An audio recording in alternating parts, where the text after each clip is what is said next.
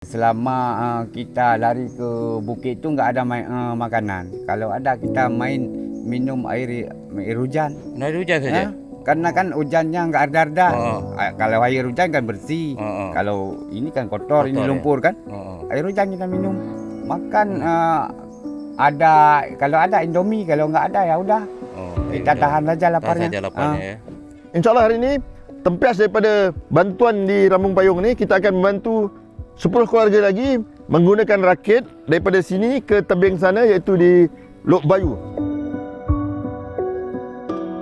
Sekarang kami terpaksa menghantar barang menggunakan rakit buluh ini daripada kampung Rambung Payung di belah tebing sana ke arah Lok Bayu sana, kerana pengangkutan asal ni, iaitu mereka sebelum menggunakan jambatan dan jambatan ini telah roboh akibat daripada banjir besar. Inilah satu-satunya pengangkutan yang mereka boleh lalui menggunakan rakit. Bismillahirrahmanirrahim. Bismillahirrahmanirrahim. Inna rabbi laghafurur rahim. InsyaAllah selamat. Masya Allah. So untuk nak datang ke sini kita kena menaiki rakit. So sambil-sambil tu kalau tengok kat belakang tu kita bagi sikit jajan-jajan untuk menggembirakan anak-anak.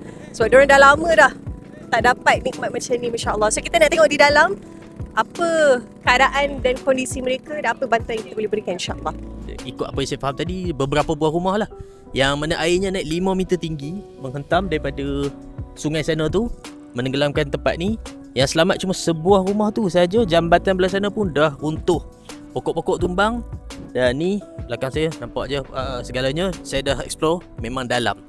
Ikutkan rasa sana sampai sana tu mungkin 100 meter barangkali, tapi kemusnahan dia tu masih lagi tak kesudahan. Kat mana kita toleh, memang kita nampak kemusnahannya tu. Teruskan menyumbang untuk Aceh kerana masih belum selesai. Walaupun sudah sebulan lebih mereka dilanda banjir, tetapi kemusnahan dan juga bantuan ada masih lagi tempat-tempat yang belum mendapat bantuan. Dan kita pun tak boleh nak capai semua kerana terpaksa tu naik jauh pendalaman, terpaksa naik sampan dan terpaksa naik bot, sangat berbahaya. Jadi kita cuba juga insyaAllah untuk misi yang seterusnya. Jadi teruskan menyumbang bersama Musikkan Malaysia untuk bantu Aceh.